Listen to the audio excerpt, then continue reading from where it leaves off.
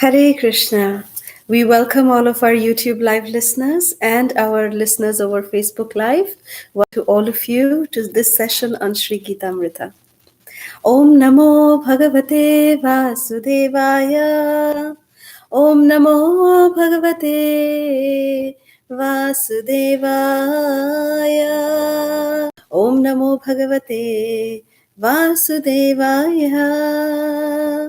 Narayanam Namaskrityam Naram Chaiva Narottamam Devim Saraswatim Vyasam Tato Jaya Mudirayet Nashtaprayeshu Abhadreshu Nityam Bhagavati Sevaya Bhagavati Uttama Shloke Bhaktir Bhavati Naishtiki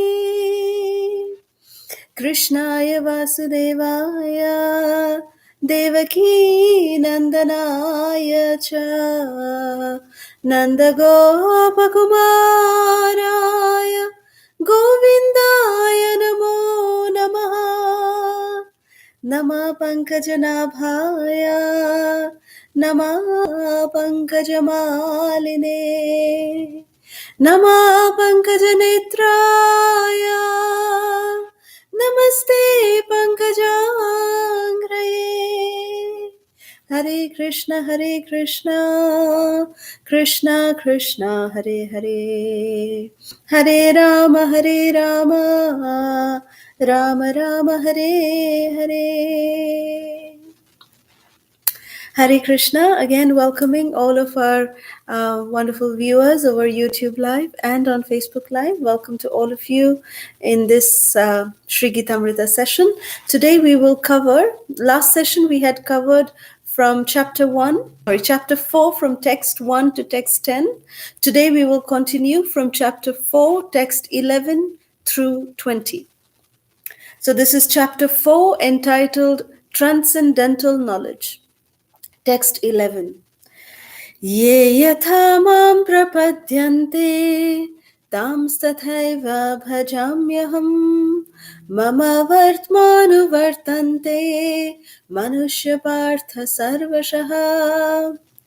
All of them, as they surrender unto me, I reward them accordingly. Everyone follows my path in all respects, O son of Pritha. Text 12. Kankshanta karmanam siddham yajanta iha devataha kshipram hi manashe loke siddhir bhavati karmaja. Men in this world desire success in fruitive activities and therefore they worship the demigods. Quickly, of course, men get results from fruitive work in this world. Text 13. Chaturvarnyam maya shrishtam gunakarma vibhagashaha tasya kartaram apimam vidhi akartaram avyayam. According to the three modes of material nature and the work ascribed to them, the four divisions of human society were created by me. And although I am the creator of this system, you should know that I am yet the non-doer, being unchangeable. Text 14. Namam karmani limpanti, name karma phale spriha, iti mam yobhijanati, karma bhirna sabadhyate. There is no work that affects me, nor do I aspire for the fruits of action. One who understands this truth about me also does not become entangled in the fruitive reactions of work. Text 15. Evam gyatva kritam karma purvairapi mumukshubhi kuru karmaiva tasmatvam purvai purvataram kritam. All the liberated souls in ancient times acted with this understanding and so attained liberation. Therefore, as the ancients, you should perform your duty in this divine consciousness. Text 16. किं कर्म किमकर्मेति कवयोऽपि यत्र मोहितः तत्ते कर्म प्रवक्ष्यामि यज्ञात्वा मोक्षसे शुभात्. Even the intelligent are bewildered in determining what is action and what is inaction. Now I shall explain to you what action is, knowing which you shall be liberated from all sins. Text 17. कर्मणो हि अपि बोद्धव्यं बोद्धव्यं च विकर्मणः अकर्मणश्च बोद्धव्यं गहन कर्मणो गतिः. The intricacies of action are very hard to understand. Therefore, one should properly know what action is, what forbidden action is, and what inaction is. Text 18. Karmanye karma ya pasyed akarmani cha karma yaha sa buddhiman manushyeshu sa yukta kritsna karma krit. One who sees in action and action in inaction is intelligent among men. And he is in the transcendental position, although engaged in all sorts of activities. Text 19. Yasya sarve samarambha kama sankalpa varjitaha jnanagni dagdha karmanam tam ahu panditam buddha. One is understood to be in full knowledge whose every act is devoid of desire for sense gratification. He is said by sages to be a worker whose fruit of action is burnt up by the fire of perfect knowledge. Text 20. त्यक्त्वा कर्मफलसङ्गं नित्यतृप्तो निराश्रयः कर्मण्यभिप्रवृत्तोऽपि नैव किञ्चित् करोति सः. Abandoning all attachment to the results of his activities, ever satisfied and independent, he performs no fruitive action, although engaged in all kinds of undertakings. Om Ajnanatimirandhasya Jnananjanashalakaya Chakshurunmilitam Yena Tasmai Shri Gurave Namaha. Nama Om Vishnupadaya Krishna Presthaya Bhutale Srimate Radhanath Swaminiti Namine. Nama Om Vishnupadaya Krishna Presthaya Bhutale Srimate Jayapataka Swaminiti Namine. Nama Acharya Padaya Nitai Kripa Pradayine Gaura Katha Dhamadaya Nagara Gramatharine. Nama Om Vishnu Padaya Krishna Presthaya Bhutale Srimate Bhaktivedanta Swaminiti Namine. Namaste Saraswati Deve Gauravani Pracharine Nirvishesha Shunyavadi Paschatya Deshatarine. Jai Shri Krishna Chaitanya Prabhu Nityananda Shri Advaita Gadadhar Shrivasadi Gaura Bhakta Vrinda. Hare Krishna Hare Krishna Krishna Krishna Hare Hare Hare Rama Rama Rama Hare Hare. Mukam karoti vachalam pangur langayate girim yat kripatamaham vande Shri Gurung Dinatarinam Paramananda Madhavam Shri Chaitanya Ishwaram. So these wonderful verses today that we read from the fourth chapter, chapter 4, entitled Transcendental Knowledge, from text 11 to text 20. Text 11 is a very, very important verse. Krishna is very, very clear in his dealings with everyone. He's very clear. He directly says, Ye yatha mam prapadyante tam sathaiva bhajamyaham. Krishna, he is not afraid to seem partial to his devotees. Krishna says, I am partial to my devotees. He's not afraid to make that claim. You see, Lord Ramachandra, he is Niyam Parayan. He is the one who follows rules and regulations. If it is a subject or if it is anyone's family, Lord Ramachandra will deal equally with them. No partiality. He just follows rules and regulations. He is Niyam Parayan. That's why he is Maryada Purushottam. Although he knows that, what is what, he knows, but he acts according to rules and regulations. That is the way Lord Ramachandra gives his mercy. Krishna, he is Prem Parayan.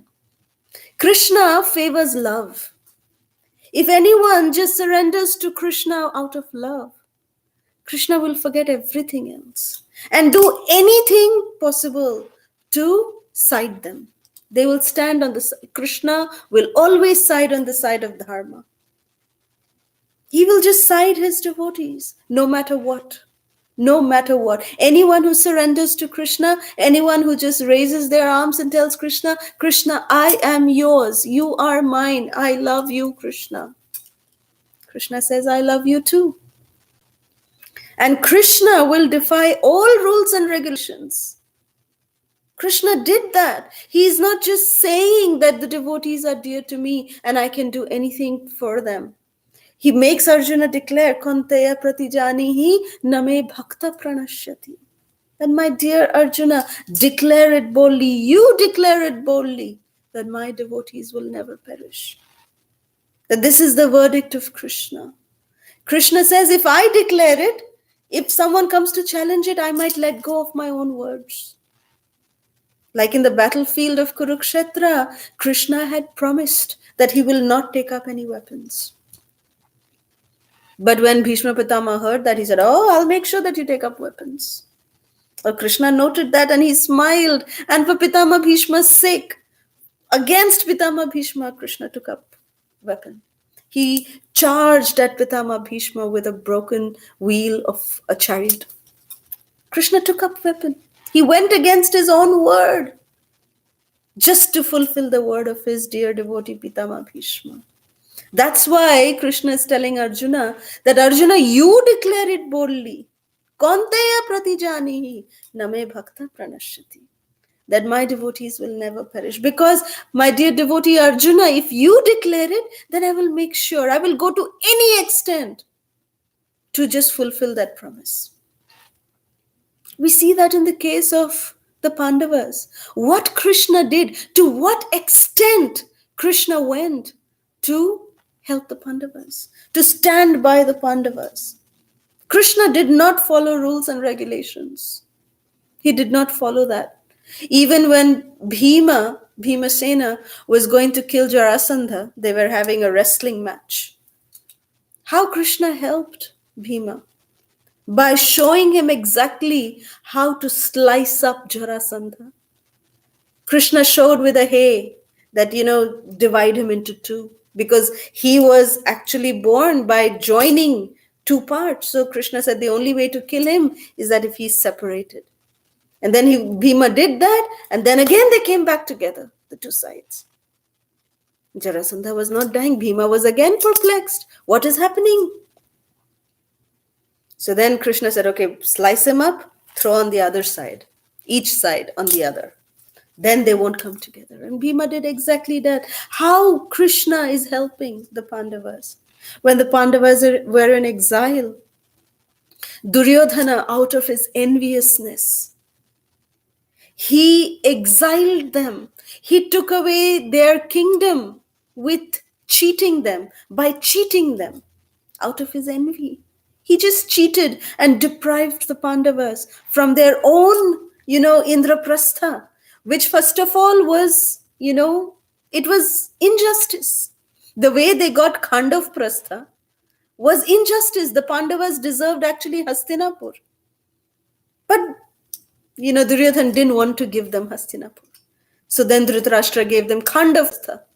Then by Krishna's mercy and the work of the Pandavas, they transformed Khandav Prastha into Indraprastha. That also Duryodhana could not tolerate.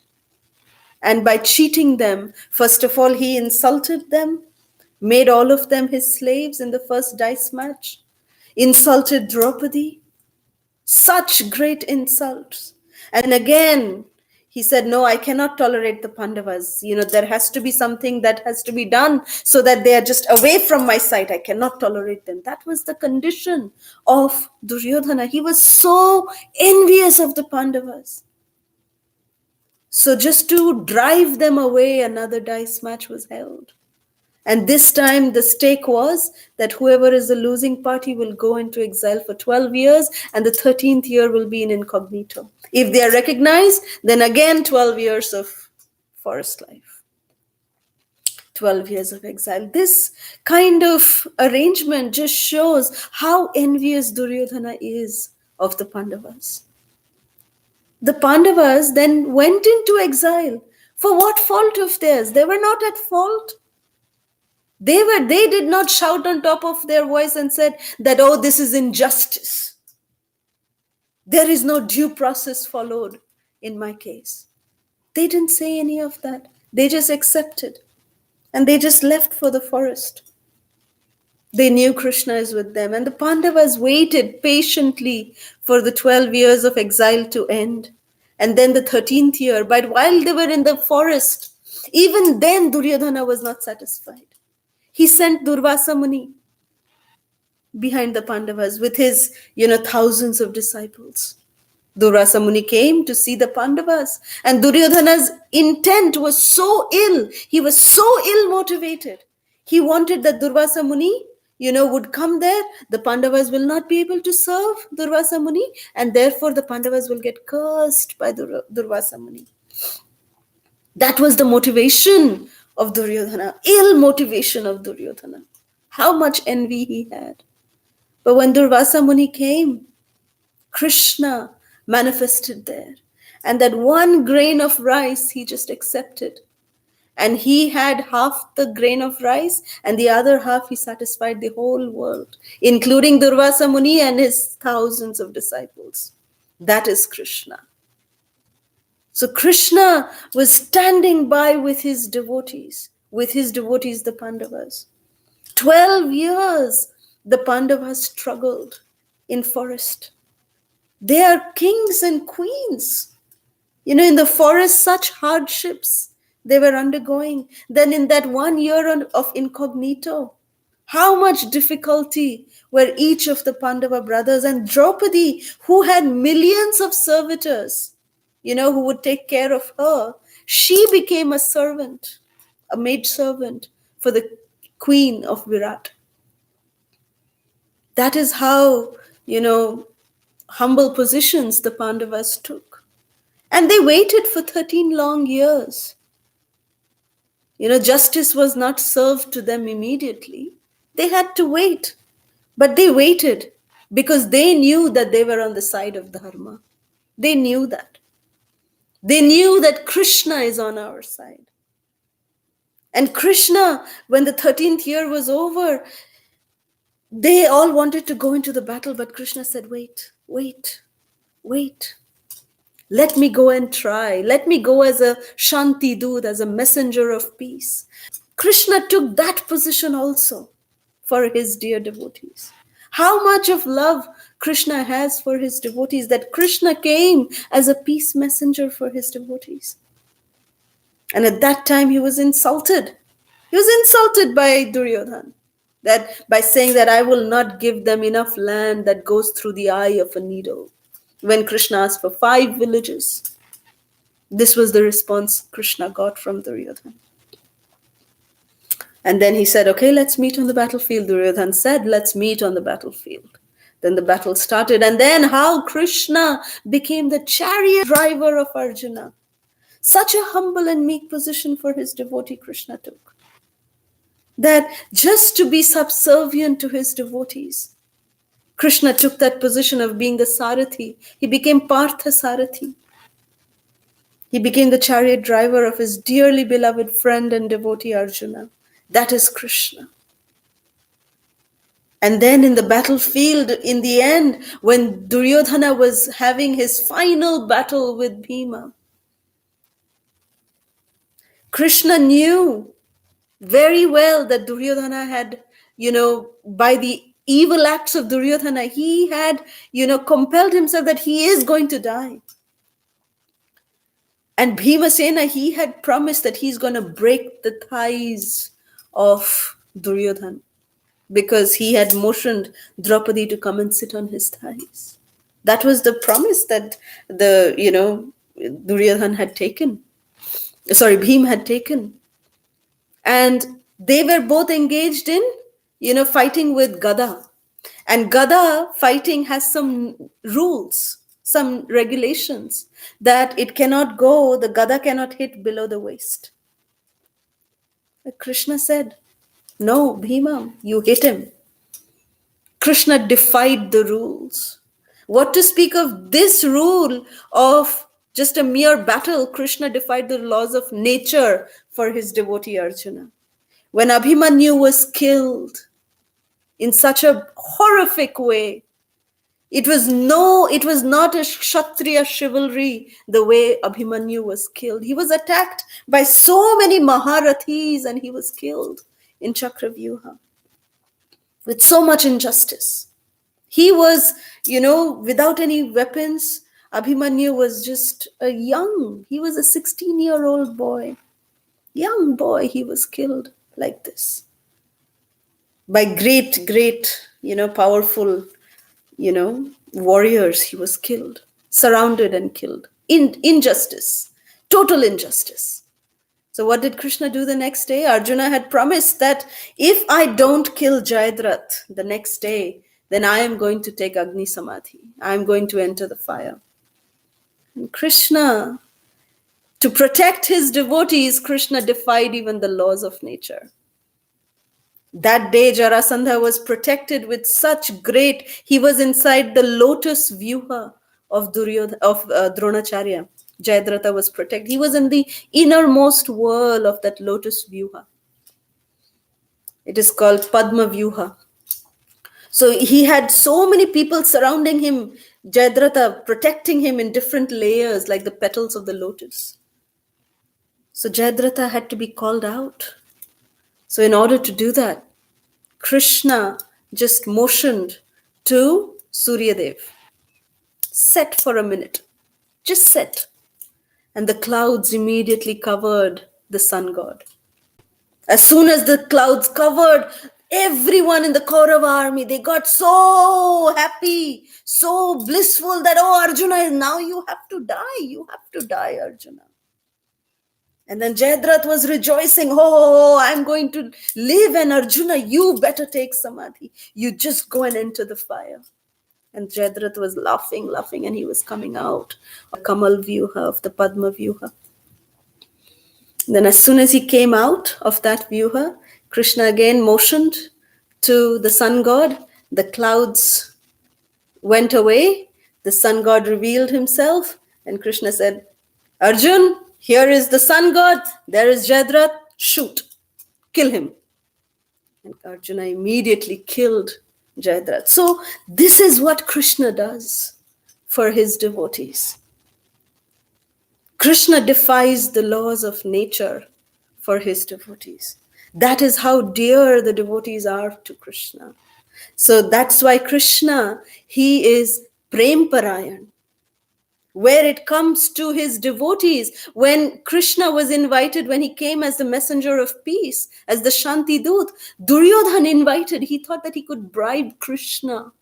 That was his foolishness, his ignorance, that he would bribe Krishna and said, oh Krishna, come to my palace, come see my opulence. I will give you chappan bhog, come. And Krishna said, I don't want your chappan bhog. You go eat, I don't want to come. I will go to Vidura's house and I will eat roti and sak. That's what Krishna said. So he came to the humble abode of Vidura, and there Vidura Patni had cooked just shak, some spinach, curry and rotis. That's what Krishna ate. And in fact, after the meal, Vidura Patni, out of her love, she was just staring at Krishna, and then she just peeled a banana. She kept the banana fruit, she gave the to Krishna. Krishna ate that. That is love. That is how Krishna can be bound. He gets bound by the rope of love of his devotees. That's the only rope that can bind Krishna.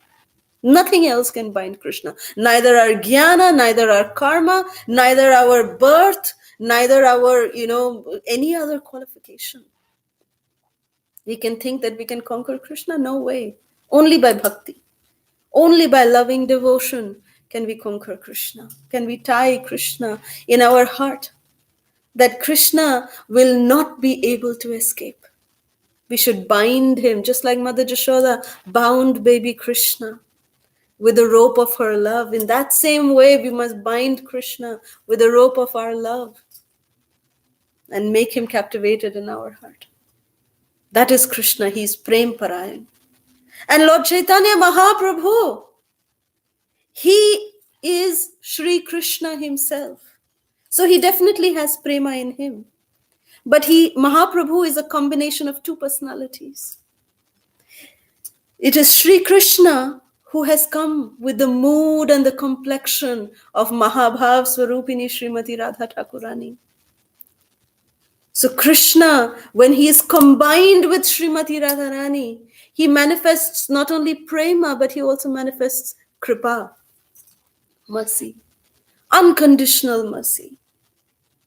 And one time it is said that Kirtida Sundari Devi and Maharaj Brishabhanu in Barshana, they were, giving out lot of charity, giving lot of charity.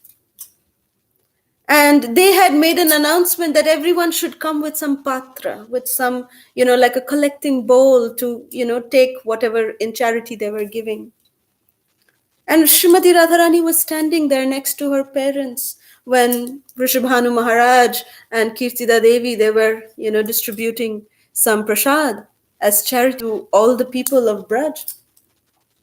And one person, he didn't have any bowl with him. He just came with folded hands. And Vrishabhanu Maharaj said, "Oh, you don't have a bowl.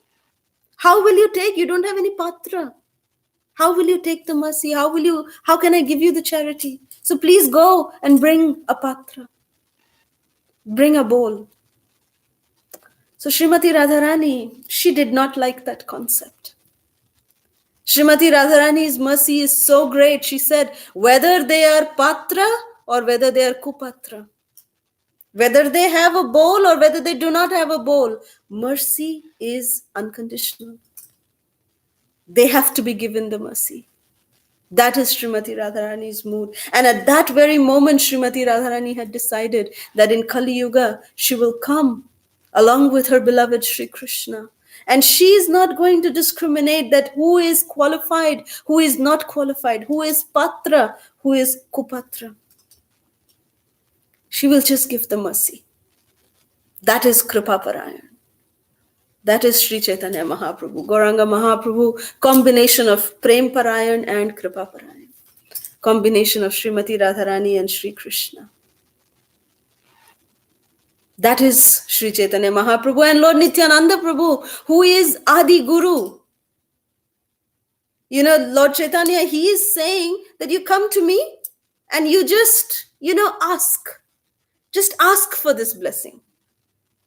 Lao tumi mangi. Harinama Mahamantra, Lao tumi mangi. Means you just ask for this Mahamantra, I will give it to you.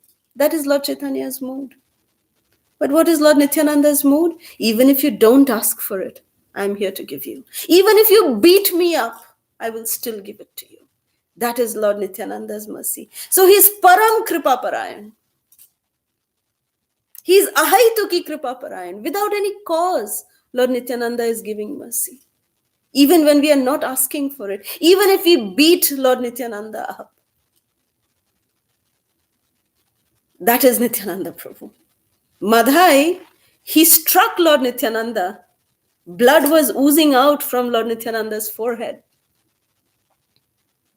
But still, Lord Nityananda did not care.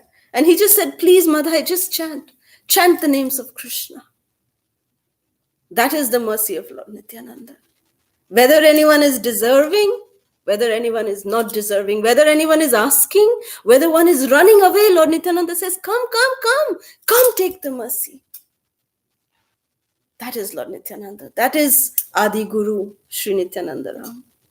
And our spiritual masters are in that same mood of Sri Nityananda Prabhu. They are distributing that kind of mercy of Lord Nityananda. So this ye yatha mam prapadyante tam stathaiva bhajamyaham. That as all surrender unto me, I reward them accordingly. Krishna is very, very clear. You surrender to me 10%, I will reciprocate with you 10%. You surrender 110%, I'll come to you 110%. That is Krishna's clear-cut calculation.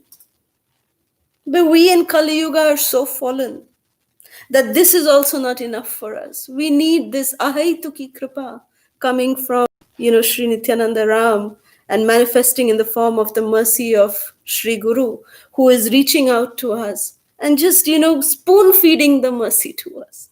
Even if we don't want it, they're saying, please accept our blessings. Please accept our blessings. That is the mercy of the Guru.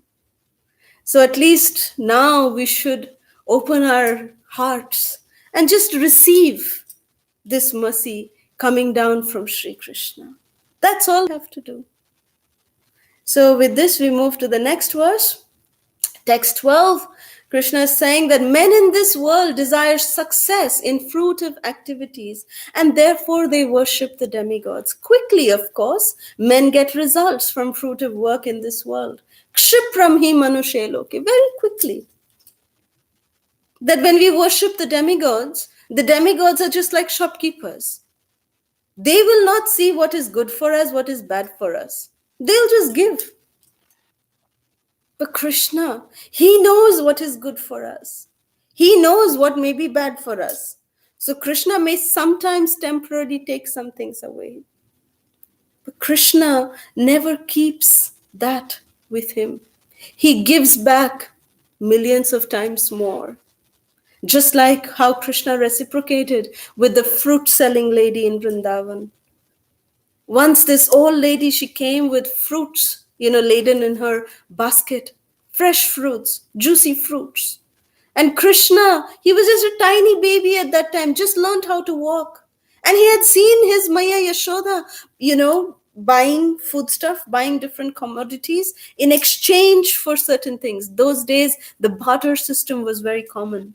So Krishna also, imitating his Maya, he just collected some, wheat grains in his tiny little palms. And then he came running. He said, I want fruits. I want fruits. But by the time he came, because his hands were so tiny, Krishna's palms were so tiny, and Krishna was running with such great speed that hardly 2 or 3 grains of wheat rice was just remaining in his lotus palms. But the fruit-selling lady, she saw the beauty, the incomparable beauty of Krishna. And she was so mesmerized with Krishna. She said, yes, yes, Kanha, come. You take whatever you want. And she filled both of Krishna's hands. Krishna stood like this and she kept putting fruits on Krishna's hands. And she filled both his hands with fruits like this. Krishna was standing with fruits. And immediately, apparently, it may look as if, Krishna took away all the fruits from this fruit-selling lady. And he didn't even give anything to her. For a fraction of a second, it may appear like that. But as soon as the fruit-selling lady turned, she saw that her basket was filled up with jewels and precious stones. Krishna never keeps anything for himself. Krishna always gives back 1,000 times. That is the way Krishna reciprocates. Sometimes that reciprocation coming from Krishna can take some time. And in that time, it is a time of test. It is a time of patience. It is a time of tolerance for the devotees who are going through that. We may sometimes ask, so much injustice is happening to this particular devotee. Why is Krishna not doing something about it? Why is Krishna making them suffer so much? Why? That question is very justified. That why is Krishna not acting immediately? There are so many reasons. If Krishna could have done something, Krishna would not let the devotees go through any kind of pain. But this is a time when the devotees also use that opportunity to deepen their relationship with Krishna, to deepen their relationship with, the holy names, deepen their relationship with the services, deepen their relationship with the spiritual master. So much good can come. And when the time is right, when Krishna feels that the time is right, Krishna immediately reciprocates. Krishna will not wait. When the time is right, Krishna will act. He will definitely act. Sometimes we may feel, oh, why is justice not served immediately? Well, look at the Pandavas. The Pandavas had to wait 13 years for justice to happen. 13 years. It's not an ordinary time. It's not small amount of time. It's a lot of time to wait, and they were patient. And at the same time, while being patient, they were just, waiting. And they did not even for a moment lose their faith in Krishna. Their mood was Tattenu Kampa Susumekshamano Bhunjana Evatma Kritam Vipakam Ritvakva Purbhir Vidadhan Namaste Jiveti Yo Mukti Padai Sadaya Bhak. That the such devotees who undergo so-called difficulties in their life, they wait very patiently while suffering the consequences of the activities. They suffer for that, but at the same time they have immense faith at the lotus feet of Krishna, in the lotus feet of their spiritual master, that yes, avashya rakshibe Krishna, a Vishwas. And they always maintain an attitude of gratitude towards Krishna. So this is the mood of the devotees who undergo difficulties. We should take our inspiration from, such, histories which have actually happened, the stories of the Pandavas. These are not just mere stories. These are not just mere histories, or just because it's there, it actually is, these are just folk tales. No. These are not folk tales. These are actual itihas. These are actual incidences that have actually happened in the life of the Pandavas. So many times. Prahlad Maharaj.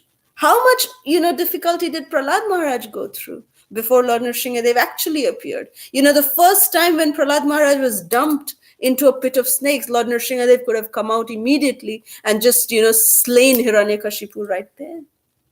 But Nrsimhadev waited. Prahlad Maharaj waited. This is to glorify the devotee also, that Prahlad Maharaj, how he had so much faith in the Lord that he actually did not even tell the Lord that Krishna protect me, oh my Lord protect me. Prahlad didn't shout. He was just Vishnu Smaranam. He was just, constantly thinking about Lord Vishnu in his heart. That was the state of consciousness of Prahlad Maharaj. He knew that the Lord will come and protect me the way the Lord likes to do it. Or when the Lord likes to do it, the Lord will come. Prahlad Maharaj had that faith. So to glorify this quality of Prahlad Maharaj, Nrsimhadev delayed. He waited for Prahlad to be thrown into a pit of snakes, thrown from the mountain, boiled in fire. So many, with weapons, so many trampled under the elephant, so many, difficulties Prahlad Maharaj went through. But that, all those suffering became glorified. It just glorified no one other than Prahlad Maharaj. His tolerance, his patience, and his utter dependence on Krishna was glorified. That is why, this 5-year-old boy, Prahlad Maharaj, is in the pages of Srimad Bhagavatam. That is the glory of Sri Prahlad Maharaj. So we must understand that, we should not just think that, oh, I've done this action, I want immediate reaction. No. That's not the way the world works. But Krishna is saying here that men in this world, they want such immediate reactions. They want immediately. Things should happen immediately according to the way I want. Everything in the world should happen the way I want. That's what people in this world think. The world should revolve around me, the way I want things to happen. That is the way the people in this world are illusioned in their forgetfulness of Krishna. So then Krishna is saying in text 13, Krishna says, Chaturvarnyam Maya Shrishtam, that I am the one who have created the 4 varnas based on, not by, it's not by, it says Janma Karma, no. It says Guna Karma Vibhagasha. That it is based on the qualities and on the activities. So it is not necessary that a son of a Brahmana has to be a Brahmana. A son of a Brahmana can very well be a Kshatriya if he has that kind of qualities in him, if he has that kind of, nature within him. So that is what Krishna is saying, that this is the way I have created the divisions amongst human beings. And then Krishna says in text 14 that there is no work that affects me, nor do I aspire for the fruits of action. One who understands this truth about me does not become entangled in the fruit of reactions of work. So if we say that, oh, Krishna, he performed these kind of activities, so Krishna is actually bound to do the different things. Krishna says, I'm not bound by any laws of this world. Nothing binds me. The other day we were reading in the Srimad Bhagavatam that Krishna is compared, that, the rainy season in the Vrindavan area was being described, that in the rainy season, right after rains, when the sun just comes up, we sometimes see a rainbow in the sky. The rainbow in the sky, it is actually, in Hindi, it is called Indradhanush. Dhanush means a bow. So bow, qualifies that what makes a bow is a stick which is bent in a half circle, and the two sides are joined by a string. That, and then you put an arrow and you can shoot. But this rainbow, it doesn't have anything that joins the two sides of the rainbow. But it is still called a dhanush. It is called a bow. Why? Because that rainbow actually is the way that we can remember Krishna. That just like Krishna, he appears in this material world. But Krishna is not bound by any laws of this world. So therefore Krishna is compared to this Indradhanush, to this rainbow. So like this, Krishna is saying here that nothing binds me in this world. And people who know this truth, they actually, Krishna is saying, they do not become entangled in the reactions of work. They do not become entangled in the reactions of work. Such people who know this truth about me. Then in text 15, Krishna goes on to explain that all the liberated souls in ancient times acted with this understanding. Which understanding? That nothing in this world can bind Krishna. And therefore, Krishna says that they have attained liberation. Therefore, you should, my dear Arjuna, you should also perform your activities in this divine consciousness, Krishna says.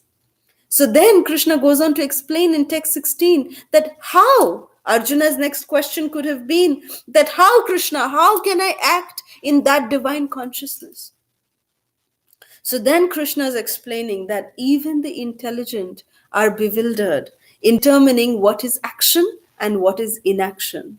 So Krishna is saying, I will now explain to you, Arjuna, that what is action and what is inaction, knowing which you will become liberated.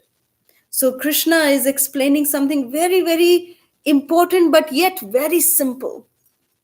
So Krishna says in text 17, he says, the intricacies of action are very hard to understand. Why? Because action means karma. So what karma will give what kind of reaction is very difficult to understand. Like some karmas, they give instant reaction. You slap someone, immediately the other person will slap you right back. That is instant karma. Sometimes it is delayed karma. Like you may eat something which is not so good today, and the reaction will happen tomorrow morning when we go to the bathroom. So that is a little delayed reaction.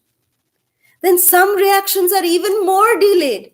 Like we may give an exam today, the result will come out 2 months later.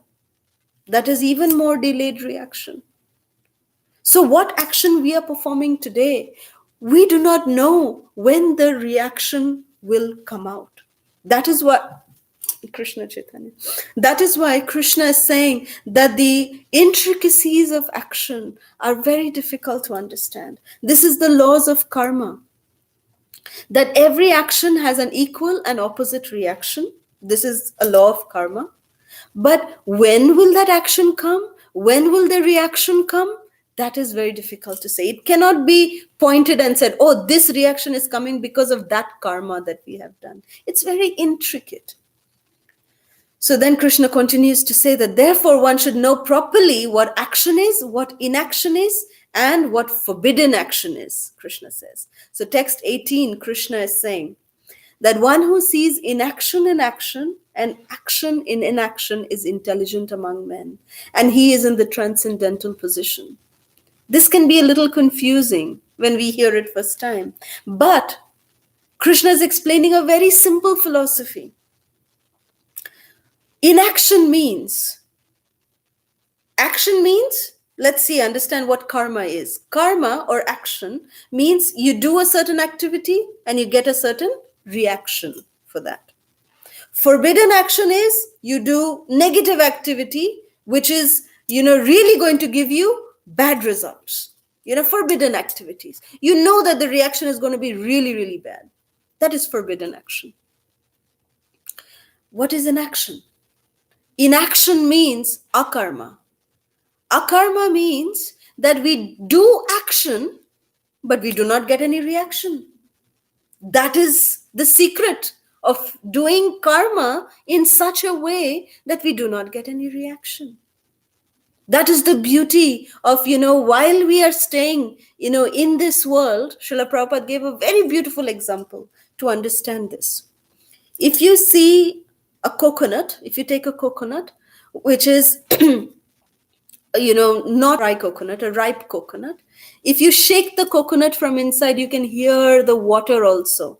The water is there inside the coconut water. You can hear it, slushing inside.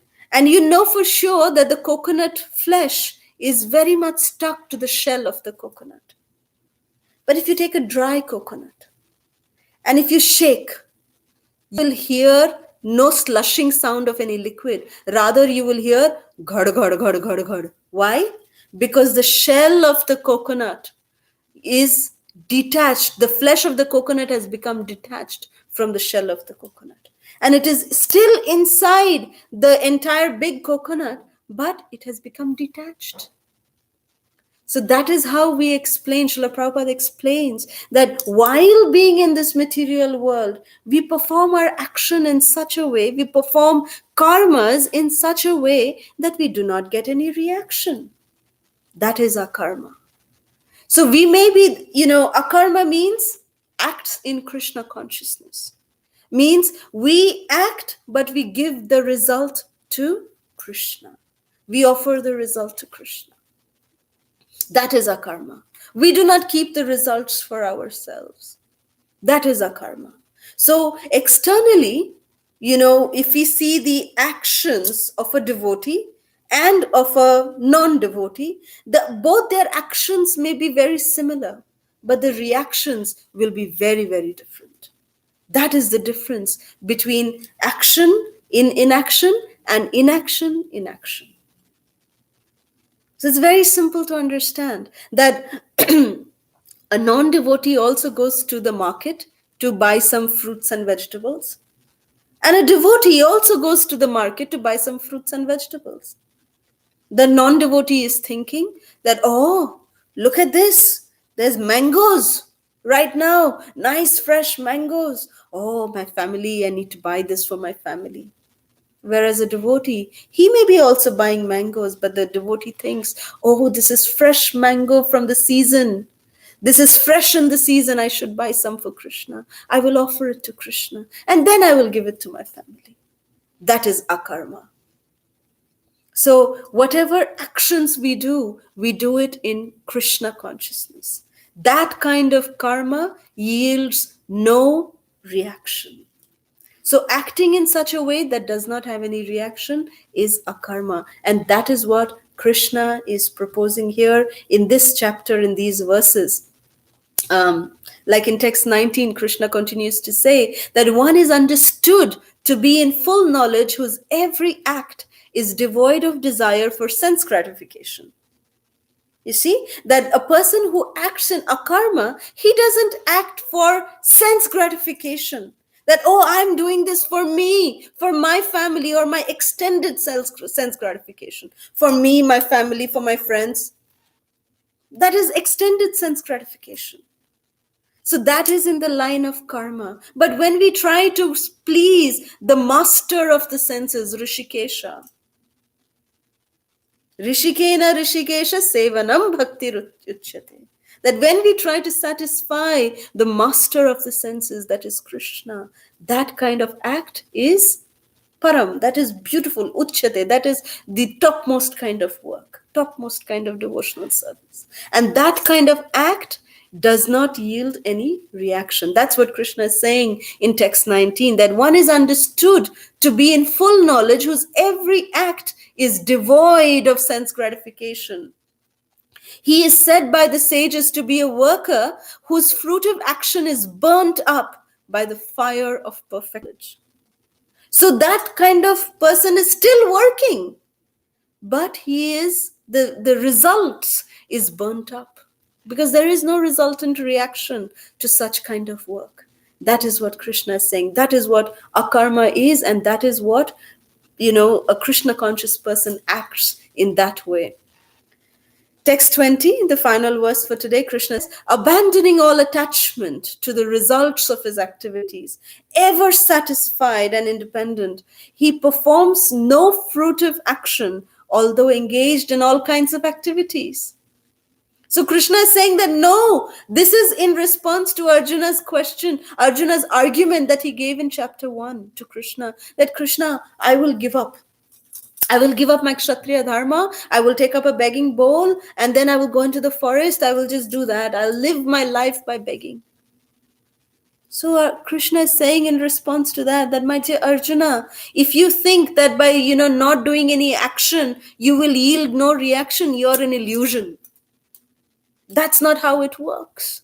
That, even though you are engaged in all kinds of undertakings, all kinds of actions, if you just abandon all the attachment to the result of your activities and you just perform your activities in a detached way, that way you will become perfect.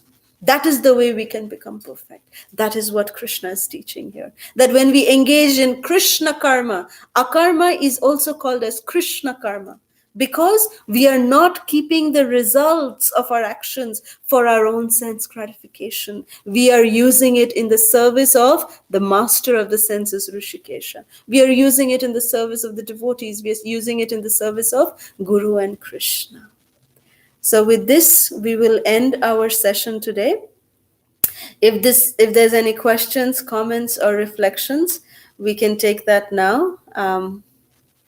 Thank you very much. Srila Prabhupada ki jai. Let me just check if there is any questions from Facebook. Well, thank you all very much for your very beautiful comments. Really appreciate all of your comments and your online participation.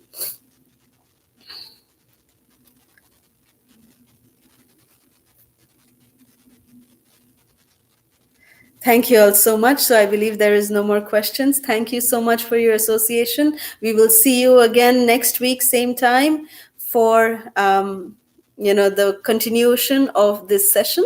Thank you all so much. Hare Krishna. Srila Prabhupada ki jai. Hare Krishna. Thank you.